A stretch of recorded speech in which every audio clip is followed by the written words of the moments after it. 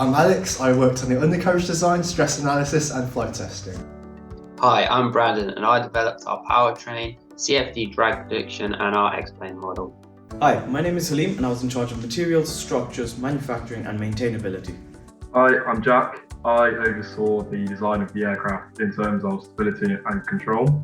Hi, my name's Josh. I'm going to quickly give an overview of our implementation of a modular battery system. My name's Kishan. I worked on the business model, the reliability, the avionics and the flight testing. Hi, I'm Ollie. I was responsible for the CAD design, cockpit design, ergonomics, business, sustainability and some of the FEA.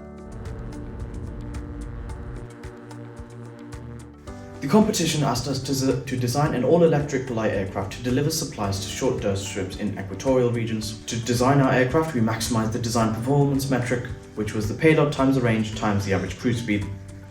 We focused on ruggedness, practicality and maintainability because we believe that these are the most important markers to achieve success in our mission. The innovation was achieved not through the basic design of the aircraft, as that was a regular, more standard approach, but rather through our novel battery system. The aircraft was designed on a basic aerodynamic concept. This consisted of a high wing and a conventional tail. We chose this because it's a proven, well understood configuration. This enables a high repairability and maintainability. A high power to weight ratio was designed into the aircraft to enable short takeoff and landing on dirt strips. This increases the practicality of our design. Struts were used to minimise the wing mass and overall structural mass of the aircraft. Off-the-shelf air-cooled axial flux motors were chosen with direct drive to reduce powertrain complexity. High wing and a tricycle gear were used for a level platform of the aircraft and also enabled easy loading, increasing practicality and improved ground stability on taxi. The cockpit was ergonomically designed to account for down to the 5th percentile female and all the way up to the 95th percentile male. The cockpit also incorporated a wide FOV for improved landing capabilities. The cabin area also links through to the payload area. This gives a wide range of payload possibilities. This also includes the implementation of a stretcher via folding seats.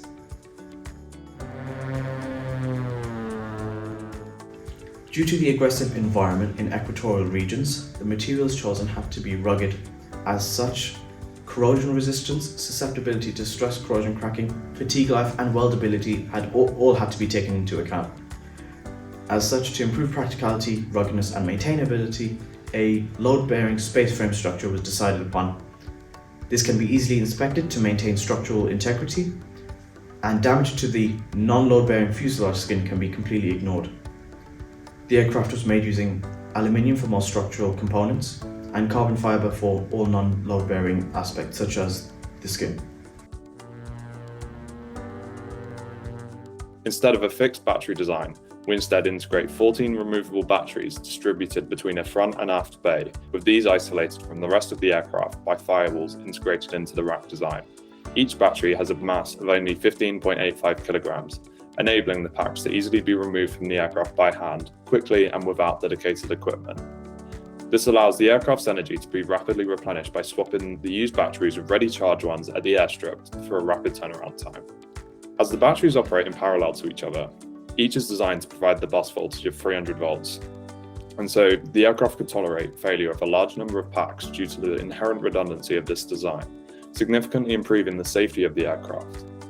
In addition to this, batteries may be removed individually for maintenance or repair, eliminating the requirement of a whole aircraft overhaul, which is often expensive and time-consuming.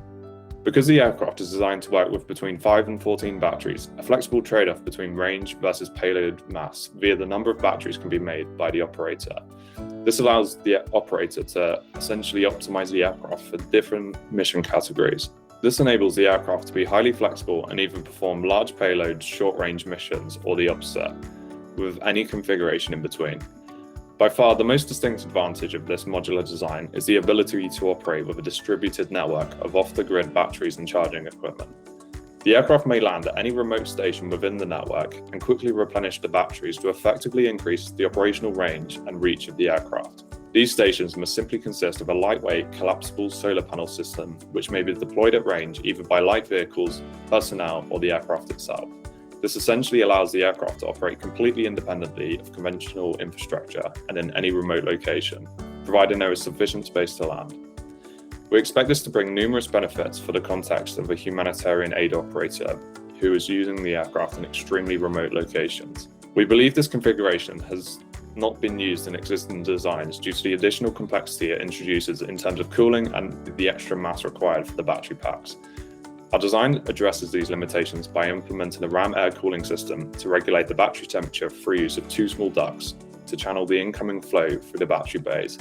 This passes cool air over the heat sinks that are integral to the individual battery packs and cools them.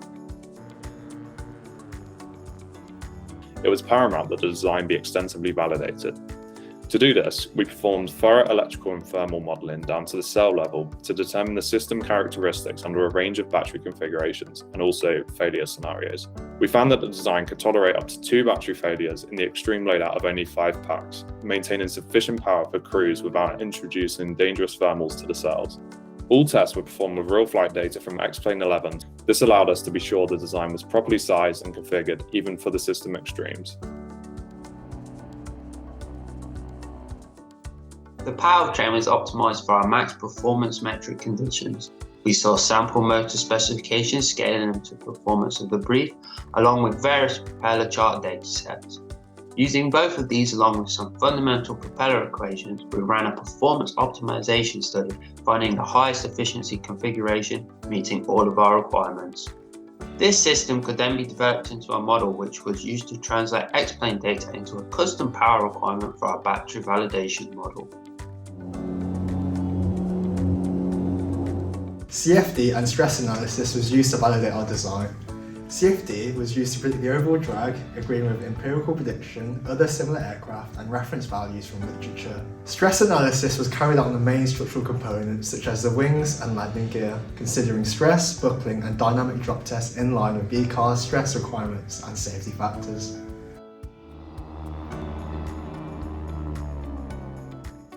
The methodology that I followed with stability control was quite progressive in nature.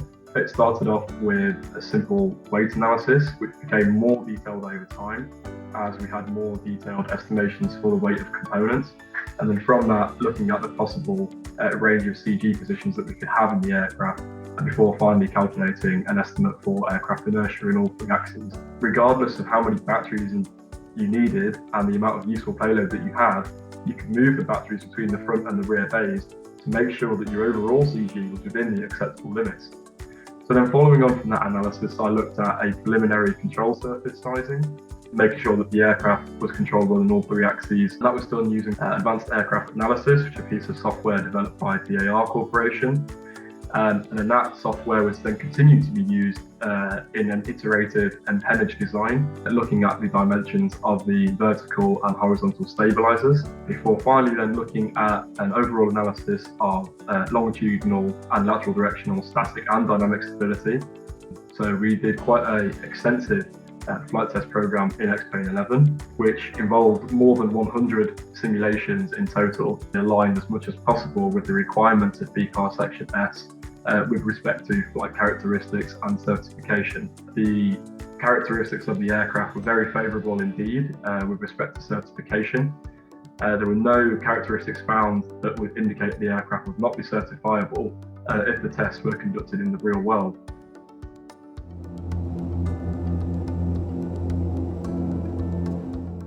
To further validate our concept, we created a business model. This business model considered risks and multiple operating modes, therefore mitigating the risks by considering net present values. We used empirical estimations of cost, considering setup costs given various production scales to predict our unit cost. Our chosen output of 100 units for our first batch, selling each unit at £175,000 with a 30% profit margin over the full project. From evaluating running costs, as energy is provided from the solar charging network, the majority of our running costs is crew wages. This results in a cheap overall running cost. Hopefully you've enjoyed this brief overview of our design. The full report is available at request. And to conclude, here are some of our final performance metrics. Thanks for watching. We've been the University of Birmingham team.